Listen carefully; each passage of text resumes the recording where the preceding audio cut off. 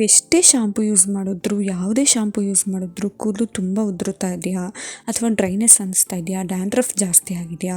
ಹಾಗಾದರೆ ಪ್ರಾಬ್ಲಮ್ ಬರೋದು ಶಾಂಪೂನಲ್ಲ, ನಿಮ್ಮ ಹೇರ್ಗೆ ತಕ್ಕಂತೆ ನೀವು ಯಾವ ಶಾಂಪೂನ ಆಯ್ಕೆ ಮಾಡ್ತಿರಲ್ಲ ಅದು ಕರೆಕ್ಟಾಗಿ ಆಯ್ಕೆ ಮಾಡಬೇಕಾಗುತ್ತೆ. ಎಲ್ಲರಿಗೂ ನಮಸ್ಕಾರ, welcome back to my channel. ನೀವು ನೋಡ್ತಾ ಇದ್ದೀರಾ ಡಿಚಿ ಕಿಚನ್ ಯೂಟ್ಯೂಬ್ ಚಾನಲ್. ಇವತ್ತಿನ ನಾನು ಈ ವಿಡಿಯೋದಲ್ಲಿ ಯಾವ ಹೇರ್ಸ್ಗೆ ಯಾವ ಶಾಂಪು ಬೆಟರ್ ಆಗುತ್ತೆ ಅಥವಾ ಯಾವ ರೀತಿ ಶಾಂಪೂನ ಅಪ್ಲೈ ಮಾಡಬೇಕು, ವಾರಕ್ಕೆ ಎಷ್ಟು ಬಾರಿ ಅಪ್ಲೈ ಮಾಡಬೇಕು ಅನ್ನೋದನ್ನು ಈ ವಿಡಿಯೋದಲ್ಲಿ ನನಗೆ ಗೊತ್ತಿರೋಷ್ಟು ನಾನು ಇನ್ಫಾರ್ಮೇಷನ್ನ ನಾನು ತಿಳಿಸ್ತಾ ಇದ್ದೀನಿ. ಈ ವಿಡಿಯೋನ ಎಲ್ಲೂ ಕೂಡ ಸ್ಕಿಪ್ ಮಾಡದೆ ಪೂರ್ತಿಯಾಗಿ ನೋಡಿ. ಇನ್ ಕೇಸ್ ಏನಾದರೂ ಇಷ್ಟ ಆಗಿದರೆ ನಿಮ್ಮ ಫ್ರೆಂಡ್ಸ್ ಆ್ಯಂಡ್ ಫ್ಯಾಮಿಲಿಗೆ ಶೇರ್ ಮಾಡಿ. ಹೊಸದಾಗಿ ನನ್ನ ಚಾನಲ್ನ ನೋಡ್ತಾ ಇದ್ದರೆ ಪ್ಲೀಸ್ ಸಬ್ಸ್ಕ್ರೈಬ್ ಮಾಡ್ಕೊಂಡು ನೋಡಿ. ನಾನಿಲ್ಲಿ ಇಂಥ ಶಾಂಪೂನೇ ಬಳಸಲೇಬೇಕು, ಇಂಥ ಶಾಂಪು ಬಳಸಲೇಬಾರ್ದು ಅಂತ ಯಾವುದೇ ರೀತಿ ಏನೂ ಹೇಳ್ತಾ ಇಲ್ಲ.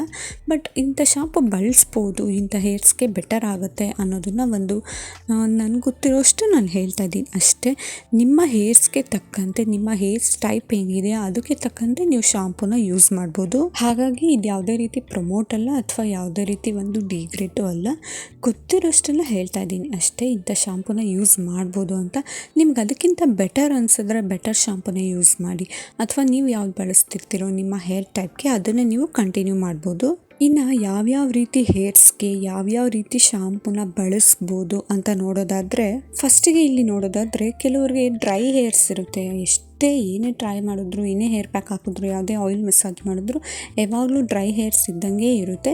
ಅಂಥವ್ರಿಗೆ ಯಾವ ಶಾಂಪು ಬಳಸ್ಬೋದು ಅಂತ ನೋಡೋದಾದರೆ, ಆ ಥರ ಡ್ರೈ ಹೇರ್ಸ್ ಇರೋರಿಗೆ ನಿಮಗೆ ತುಂಬಾ ಮಾಯ್ಶ್ಚರೈಸಿಂಗ್ ಇರುತ್ತಲ್ಲ ಅಂಥ ಶಾಂಪೂನ ಬಳಸ್ಬೋದು. ಇಲ್ಲಾಂತಂದರೆ ಕೊಕೊನಟ್ ಆಯಿಲು, ಆಲೋವೆರಾ ಆಯಿಲು ಇರುವಂಥ ಶಾಂಪುಗಳನ್ನ ಯೂಸ್ ಮಾಡ್ಬೋದು. ಇಲ್ಲಾಂತಂದರೆ ತುಂಬ ಸಲ್ಫೇಟ್ ಫ್ರೀ ಇರುತ್ತಲ್ಲ ಅಂಥ ಶಾಂಪೂನ ನೀವು ಬಳಸ್ಬೋದು. ತುಂಬಾ ಡ್ರೈನೆಸ್ ಇದೆ, ಆಗ್ತಾನೇ ಇಲ್ಲ ಏನೇ ಮಾಡಿದ್ರು ಅಂತಂದರೆ ನೀವು ಒಂದ್ಸತಿ ನಿಮ್ಮ ಹೇರ್ ಟೈಪ್ಗೆ ಯಾವುದು ಸೂಟ್ ಆಗುತ್ತೆ ಅಂತ ನೀವು ಚೆಕ್ ಮಾಡಿಕೊಂಡು ಆಮೇಲೆ ಶಾಂಪೂನ ಬಳಸ್ಬೋದು.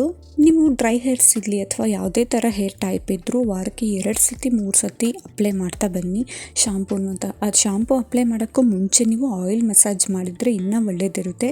ಏಕೆಂತಂದರೆ ಡೈರೆಕ್ಟಾಗಿ ಶಾಂಪೂನ ಅಪ್ಲೈ ಮಾಡೋಕ್ಕಿಂತ ಒಂದು ಸ್ವಲ್ಪ ಆಯಿಲ್ನ ಮಸಾಜ್ ಮಾಡಿ ಅದಾದಮೇಲೆ ನೀವು ಹೇರ್ ವಾಶ್ ಮಾಡಿದ್ರೆ ತುಂಬಾ ಬೆಸ್ಟ್ ರಿಸಲ್ಟ್ ಸಿಗುತ್ತೆ. ಹೇರ್ ಗ್ರೋತ್ ಚೆನ್ನಾಗಾಗುತ್ತೆ ಮತ್ತು ಆರೋಗ್ಯವಾಗಿರೋ ಹೇರು ನೀವು ಕಾಣ್ಬೋದು. ಇನ್ನು ಕೆಲವ್ರಿಗೆ ಆಯಿಲಿ ಹೇರ್ ಇರುತ್ತೆ, ತುಂಬಾ ಆಯಿಲಿ ಹೇರ್ ಇರುತ್ತೆ. ನಾವು ಎಷ್ಟೇ ಹೇರ್ ವಾಶ್ ಮಾಡಿದ್ರು ಇಮ್ಮಿಡಿಯೇಟ್ ಒಂದು 1/2 ಅವರ್ 1 ಅವರಲ್ಲೇ ಅದು ಆಯಿಲಿ ಹೇರ್ ಥರನೇ ಆಗುತ್ತೆ. ಇಲ್ಲಾಂತಂದರೆ ಹೇರ್ ವಾಶ್ ಮಾಡಲಿಲ್ಲ ಅಂತಂದ್ರೂ ಅದು ಆಯಿಲಿ ಹೇರ್ ಥರನೇ ಇರುತ್ತೆ ಕೆಲವ್ರಿಗೆ. ಅಂಥವ್ರು ಏನು ಮಾಡಿ ಅಂತಂದರೆ ಆದಷ್ಟು ಡೀಪ್ ಕ್ಲೆನ್ಸಿಂಗ್ ಇರುತ್ತಲ್ಲ ಶಾಂಪುಗಳು, ಅಂಥದನ್ನ ಬಳಸಿದ್ರೆ ಬೆಟರ್ ಆಗುತ್ತೆ. ಮತ್ತು ವಾರಕ್ಕೆ 2 ಸತಿ 3 ಸತಿ ಹೇರ್ ವಾಶ್ ಮಾಡ್ತಾಯಿರಿ. ಆವಾಗ ಆಯಿಲಿ ಹೇರ್ ಥರ ಬರೋದಿಲ್ಲ ನಿಮಗೆ. ಆಯಿಲಿ ಅಂತ ನಿಮಗೆ 1 ಅವರ್ 2 ಅವರ್ ಬಿಟ್ಟ ತಕ್ಷಣ ಆಯಿಲಿ ಅಂತ ಅನಿಸುತ್ತೆ ಅಂತ ಅನ್ನೋದಾದರೆ ನೀವು ತುಂಬ ಡೀಪ್ ಕ್ಲೆನ್ಸಿಂಗ್ ಇರುತ್ತಲ್ಲ ಅಂಥ ಶಾಂಪೂನ ಯೂಸ್ ಮಾಡಿ. ಆದಷ್ಟು ಮಾಯ್ಶ್ಚರೈಸಿಂಗ್ ಶಾಂಪೂಸು ತುಂಬ ಡೀಪಾಗಿರುತ್ತಲ್ಲ ಆ ಥರದ್ದೆಲ್ಲ ಯೂಸ್ ಮಾಡೋಕ್ಕಿಂತ ಡೀಪ್ ಕ್ಲೆನ್ಸಿಂಗ್ ಶಾಂಪುಗಳನ್ನ ಯೂಸ್ ಮಾಡಿದ್ರೆ ಆಯಿಲಿ ಹೇರು ಸ್ವಲ್ಪ ಕಮ್ಮಿ ಆಗ್ತಾ ಬರುತ್ತೆ. ಇನ್ನು ತುಂಬ ಹೇರ್ ಫಾಲ್ ಆಗ್ತಿದೆ ಮತ್ತು ಡ್ಯಾಂಡ್ರಫ್ ಇದೆ ಅಂತ ಅನ್ನೋರಿಗೆ ನೀವು ಆದಷ್ಟು ಮೈಲ್ಡ್ ಶಾಂಪುಗಳನ್ನೇ ಯೂಸ್ ಮಾಡ್ತಾ ಬನ್ನಿ. ನಾನು ಆದಷ್ಟು ಎಲ್ಲ ವಿಡಿಯೋಗಳಲ್ಲೂ ಶೇರ್ ಮಾಡೋದು ಇದನ್ನೇ ನಿಮ್ಮ ಜೊತೆ. ಆದಷ್ಟು ಮೈಲ್ಡ್ ಶಾಂಪು ಯೂಸ್ ಮಾಡಿದ್ರೆ ತುಂಬ ಕೆಮಿಕಲ್ ಫ್ರೀ ಇರುವಂಥ ಶಾಂಪುಗಳನ್ನ ಕಮ್ಮಿ ಯೂಸ್ ಮಾಡಿ. ಮೈಲ್ಡ್ ಶಾಂಪು ಇರುವಂಥ ಶಾಂಪುಗಳನ್ನ ಯೂಸ್ ಮಾಡ್ತಾ ಬಂದರೆ ತುಂಬಾ ಚೆನ್ನಾಗಿ ರಿಸಲ್ಟ್ ಸಿಗುತ್ತೆ ನಿಮಗೆ. ಹೇರು ಕೂಡ ಹೆಲ್ದಿಯಾಗಿ ಇರುತ್ತೆ. ತುಂಬ ಡ್ಯಾಂಡ್ರಫ್ ಇರೋರಿಗೆ, ತುಂಬ ಡೀಪ್ ಡ್ಯಾಂಡ್ರಫ್ ಇರೋರಿಗೆ ಒಂದು ಸತಿ ನೀವು ಸ್ಕ್ಯಾಲ್ಪ್ನ ಚೆಕ್ ಮಾಡಿಸಿ ಅದಾದಮೇಲೆ ಶಾಂಪುಗಳನ್ನ ಬಳಸಿ. ಇಲ್ಲಾಂತಂದರೆ ನಾರ್ಮಲಾಗಿ ಡ್ಯಾಂಡ್ರಫ್ ಇರೋರಿಗೆ ಆ್ಯಂಟಿ ಡ್ಯಾಂಡ್ರಫ್ ಶಾಂಪುಗಳು ಬರುತ್ತೆ. ಇಲ್ಲಾಂತಂದರೆ ಆನಿಯನ್ ಶಾಂಪು ಮತ್ತು ತುಂಬ ಇದರ ಜೊತೆಗೆ ರೋಸ್ಮೆರಿ ಶಾಂಪುಗಳು, ಈ ಥರ ಯಾವುದಾದ್ರೂ ತುಂಬ ಮೈಲ್ಡ್ ಆಗಿರೋ ಶಾಂಪುಗಳನ್ನ ಯೂಸ್ ಮಾಡ್ತಾ ಬನ್ನಿ. ಆವಾಗ ಹೇರ್ ಫಾಲ್ ಕೂಡ ಕಂಟ್ರೋಲ್ ಆಗುತ್ತೆ, ಡ್ಯಾಂಡ್ರಫ್ ಕೂಡ ರಿಡ್ಯೂಸ್ ಆಗ್ತಾ ಬರುತ್ತೆ. ಇನ್ನು ಆದಷ್ಟು ತುಂಬಾ ಅಂದರೆ ಹೇರ್ನ ಹೆಲ್ದಿಯಾಗಿ ಇಟ್ಕೊಳ್ಳೋದಕ್ಕೆ ಟ್ರೈ ಮಾಡಿ. ಒಳ್ಳೊಳ್ಳೆ ಫುಡ್ ತಿನ್ನಿ, ಚೆನ್ನಾಗಿ ನಿದ್ದೆ ಮಾಡಿ ಮತ್ತು ವಾರಕ್ಕೆ 2-3 ಸತಿ ಹೇರ್ ಆಯಿಲ್ ಮಸಾಜ್ ಮಾಡಿ ಅದಾದಮೇಲೆ ಹೇರ್ ವಾಶ್ ಮಾಡ್ತಾಯಿರಿ. ತಿಂಗಳಾನ್ಗಟ್ಟಲೆ ಹೇರ್ ವಾಶ್ ಮಾಡ್ದೇ ಇರೋ ಬದಲು ಅಥವಾ ಒಂದು 15 ಡೇಸ್ಗೆ ಹೇರ್ ವಾಶ್ ಮಾಡೋಣ, ಟೈಮ್ ಇಲ್ಲ ಅಂತ ಅನ್ನೋ ಬದಲು ಅಟ್ಲೀಸ್ಟ್ ವಾರಕ್ಕೆ 3 ಸತಿ ಇಲ್ಲ ಅಂತಂದರೆ 2 ಸತಿ ಹೇರ್ ಆಯಿಲ್ನ ಅಪ್ಲೈ ಮಾಡಿ, ಮಸಾಜ್ ಮಾಡಿ. ಹೇರ್ ವಾಶ್ ಮಾಡೋಕ್ಕೂ 1 ಅವರ್ ಮುಂಚೆ ಹೇರ್ ಆಯಿಲ್ನ ಅಪ್ಲೈ ಮಾಡಿದ್ರು ಒಂದೊಳ್ಳೆ ಹೇರ್ ಗ್ರೋತ್ ಆಗುತ್ತೆ. ಹೇರ್ ಗ್ರೋತ್ ಆಗೋದಕ್ಕೆ ಸಹಾಯ ಮಾಡುತ್ತೆ ಮತ್ತು ಆರೋಗ್ಯವಾಗಿರೋ ಹೇರ್ನ ನೀವು ಪಡ್ಕೊಳ್ಳೋದಕ್ಕೆ ಸಹಾಯ ಆಗುತ್ತೆ. ಇನ್ನು ನಾನು ಮೊದಲೇ ಹೇಳ್ದಂಗೆ ತುಂಬಾ ಡ್ರೈ ಹೇರ್ಸ್ ಇರುತ್ತೆ, ಕೆಲವ್ರಿಗೆ ತುಂಬಾ ಡ್ರೈ ಹೇರ್ಸ್ ಇರುತ್ತೆ. ಅಂಥವ್ರು ನೀವು ಆದಷ್ಟು ಈ ಕೆಲವೊಂದು ಶಾಂಪುಗಳು ಬರುತ್ತೆ. ಇನ್ನು ಡವ್ ಶಾಂಪುಗಳು ಬಳಸ್ಬೋದು, ಇಲ್ಲ ಟ್ರೆಸ್ಮಿ ಶಾಂಪುಗಳು ಬಳಸ್ಬೋದು. ಈ ಡವ್ ಶಾಂಪು, ಟ್ರೆಸ್ಮಿ ಶಾಂಪು ಇವೆಲ್ಲ ನಿಮಗೆ ಸ್ವಲ್ಪ ಡ್ರೈನೆಸ್ ಕಮ್ಮಿ ಆಗೋದಕ್ಕೆ ಹೆಲ್ಪ್ ಮಾಡ್ಬೋದು. ಅದೊಂದೇ ಪರ್ಟಿಕ್ಯುಲರ್ ಅಂತ ಹೇಳಲ್ಲ. ಆ ರೀತಿ ಒಂಥರ ಕ್ಲೆನ್ಸಿನೆಸ್ ತುಂಬ ಸಾಫ್ಟಾಗಿರೋ ಮೈಲ್ಡ್ ಶಾಂಪುಗಳನ್ನ ಯೂಸ್ ಮಾಡ್ತಾ ಬನ್ನಿ. ಆವಾಗ ನಿಮಗೆ ಸ್ವಲ್ಪ ಡ್ರೈ ಹೇರ್ಸು ಕಮ್ಮಿ ಆಗ್ತಾ ಬರುತ್ತೆ. ಇನ್ನು ಕೆಲವ್ರಿಗೆ ಆಯಿಲಿ ಹೇರ್ಗಳಿರುತ್ತಲ್ಲ ಅಂಥವ್ರು ನೀವು ಕ್ಲಿನಿಕ್ ಪ್ಲಸ್ ಶಾಂಪುಗಳನ್ನ ಬಳಸಿ, ಇಲ್ಲಾಂದರೆ ಹೆಡ್ ಆ್ಯಂಡ್ ಶೋಲ್ಡರ್ ಶಾಂಪುಗಳು ಬರುತ್ತಲ್ಲ ಆ ಥರ ಶಾಂಪುಗಳನ್ನ ಬಳಸಿ. ಅದು ನಿಮಗೆ ಯೂಸ್ಫುಲ್ ಆಗ್ಬೋದು, ಸಹಾಯ ಮಾಡ್ಬೋದು. ನಿಮಗೆ ಆಯಿಲ್ ಹೇರಿಂದ ಸ್ವಲ್ಪ ಸಾಫ್ಟಾಗಿ ಹೇರ್ ಹೆಲ್ದಿಯಾಗಿ ಬೆಳೆಯೋದಕ್ಕೆ ಸಹಾಯ ಮಾಡ್ಬೋದು. ಇನ್ನು ಇದ್ರ ಜೊತೆ ಹೇರ್ ಫಾಲ್ ಆಗ್ತಿದೆ, ಎಷ್ಟೇ ಮುಟ್ಟಿದ್ರೂ ಕೂಡ ಕೈಗೆ ಹೇರ್ ಸಿಗ್ತಿದೆ, ಹೇರ್ ಫಾಲ್ ತುಂಬಾ ಆಗ್ತಿದೆ ಅಂತ ಅನ್ನೋರಿಗೆ ಮಾಮಾ ಅರ್ತ್ ಆನಿಯನ್ ಶಾಂಪು ಯೂಸ್ ಮಾಡ್ಬೋದು. ಇಲ್ಲಾಂತಂದರೆ ಇಂಡುಲೇಖ ಶಾಂಪೂನ ಯೂಸ್ ಮಾಡ್ಬೋದು. ಅದ್ರ ಜೊತೆಗೆ ನೀವು ತುಂಬ ಹೇರ್ ಫಾಲ್ ತುಂಬ ಡೀಪಾಗಿ ಆಗ್ತಿದೆ ಅಂತಂದರೆ ಒಂದ್ಸತಿ ನೀವು ಸ್ಕ್ಯಾಲ್ಪ್ನ ಚೆಕ್ ಮಾಡಿಸಿ, ಸ್ಕಿನ್ ಡಾಕ್ಟರ್ಗೆ ತೋರಿಸಿ, ಅದಾದಮೇಲೆ ನೀವು ಕಂಟಿನ್ಯೂ ಮಾಡ್ಬೋದು. ನಿಮ್ಮ ಹೇರ್ ಟೈಪ್ಗೆ ಯಾವ ಶಾಂಪು ಸೂಟ್ ಆಗುತ್ತೋ ಅದನ್ನು ಒಂದ್ಸತಿ ಪ್ಯಾಚ್ ವರ್ಕ್ ಮಾಡಿ ಅದಾದಮೇಲೆ ನೀವು ಕಂಟಿನ್ಯೂ ಮಾಡ್ತಾ ಬನ್ನಿ. ಎಲ್ಲ ಹೇರ್ಸು ಒಂದೇ ಥರ ಇರೋದಿಲ್ಲ, ಎಲ್ಲ ಹೇರ್ಸ್ ಟೈಪ್ಗಳು ಒಂದೇ ಥರ ಇರೋದಿಲ್ಲ, ಮತ್ತು ಒಂದೇ ಶಾಂಪೂನೇ ಅಡ್ಜಸ್ಟ್ ಆಗಬೇಕು ಅಂತ ಯಾವುದೇ ರೂಲ್ಸ್ ಇಲ್ಲ. ಅವ್ರವ್ರ ಹೇರ್ಸ್ ಟೈಪ್ಗೆ ತಕ್ಕಂತೆ ಅವ್ರವ್ರಿಗೆ ಶಾಂಪು ಅಡ್ಜಸ್ಟ್ ಆಗ್ತಾ ಬರುತ್ತೆ. ಇನ್ನು ಡ್ಯಾಂಡ್ರಫ್ ಇರೋ ಹೇರ್ಸು ತುಂಬ ಅಂತಂದರೆ ಅವ್ರಿಗೆ ಹೆಡ್ ಆ್ಯಂಡ್ ಶೋಲ್ಡರ್ ಶಾಂಪೂನ ಬಳಸ್ಬೋದು, ಇಲ್ಲಾಂತಂದರೆ ಡವ್ ಶಾಂಪೂನ ಬಳಸ್ಬೋದು. ಅದು ನಿಮಗೆ ಹೆಲ್ಪ್ ಮಾಡುತ್ತೆ ಸ್ವಲ್ಪ ಡ್ಯಾಂಡ್ರಫ್ ಕಮ್ಮಿ ಆಗೋದಕ್ಕೆ.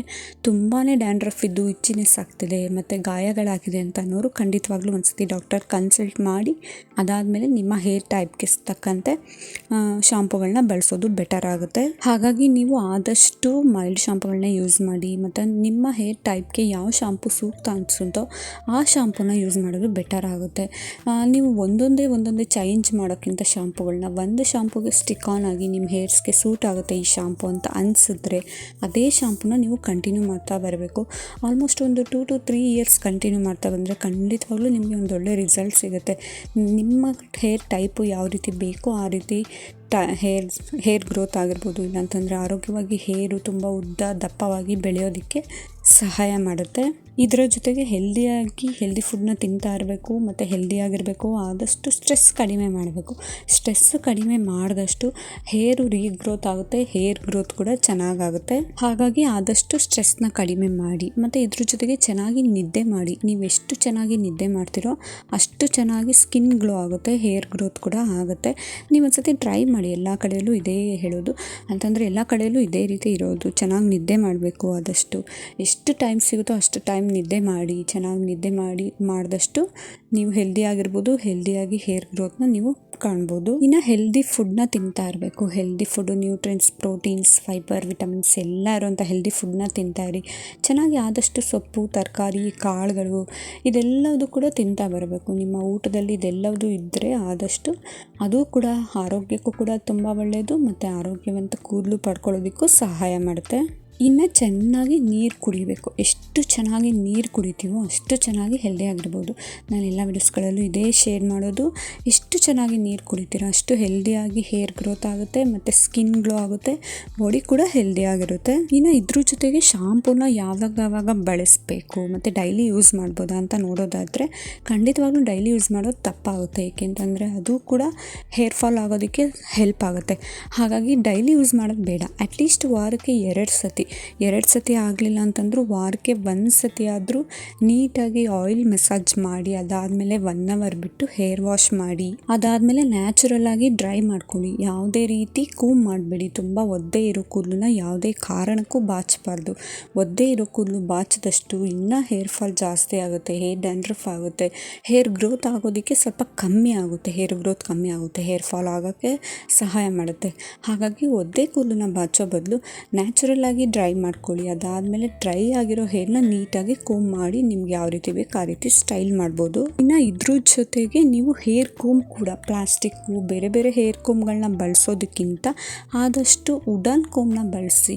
ವುಡನ್ ಕೂಮ್ನ ಬಳಸಿದಷ್ಟು ತುಂಬಾ ಹೆಲ್ದಿಯಾಗಿ ಹೇರ್ ಗ್ರೋತ್ ಆಗುತ್ತೆ. ನೀವೆಲ್ಲ ಕಡೆ ನೋಡಿರ್ಬೋದು ವುಡನ್ ಕೂಮ್ನೇ ಜಾಸ್ತಿ ಯೂಸ್ ಮಾಡೋದು. ಹಾಗಾಗಿ ನೀವು ಕೂಡ ವುಡನ್ ಕೂಮ್ನ ಯೂಸ್ ಮಾಡೋಕ್ಕೆ ಟ್ರೈ ಮಾಡಿ.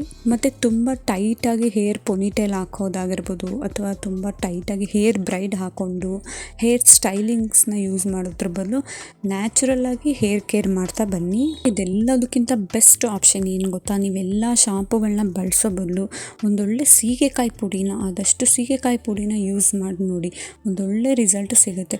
ಈ ಹಳೆ ಕಾಲದಲ್ಲೆಲ್ಲ ಜಾಸ್ತಿ ಸೀಗೆ ಪುಡಿನೇ ಯೂಸ್ ಮಾಡ್ತಾ ಹೇರ್ ಗ್ರೋತ್ನ ಚೆನ್ನಾಗಿ ಮಾಡ್ಕೊಂಡಿರ್ಲಿಲ್ವ? ಹಾಗೆ ಜಾಸ್ತಿ ಸೀಗೆ ಪುಡಿನೇ ಯೂಸ್ ಮಾಡ್ತಾ ಬನ್ನಿ. ಅದು ಕೂಡ ನಿಮಗೆ ಬೆಸ್ಟ್ ರಿಸಲ್ಟ್ ಸಿಗಬಹುದು. ಇನ್ನು ಇದಾಗಿತ್ತು ಇವತ್ತಿನ ವಿಡಿಯೋದಲ್ಲಿ ಹೇಗೆ ಯಾವ ರೀತಿ ಶಾಂಪೂನ ಬಳಸ್ಬೋದು, ಯಾವ್ಯಾವ ಶಾಂಪು ಯೂಸ್ ಆಗುತ್ತೆ ಅನ್ನೋದ್ರ ಬಗ್ಗೆ ನಿಮಗೆ ಇನ್ಫಾರ್ಮೇಷನ್ ಕೊಟ್ಟಿದ್ದೀನಿ. ಈ ವಿಡಿಯೋ ಇಷ್ಟ ಆಗಿದ್ರೆ ಪ್ಲೀಸ್ ಒಂದು ಲೈಕ್ ಮಾಡಿ, ಶೇರ್ ಮಾಡಿ, ಹಾಗೆ ನನ್ನ ಚಾನಲ್ನ ಸಬ್ಸ್ಕ್ರೈಬ್ ಮಾಡ್ಕೊಂಡು ನೋಡ್ತಾ ಇರಿ. Thank you for watching.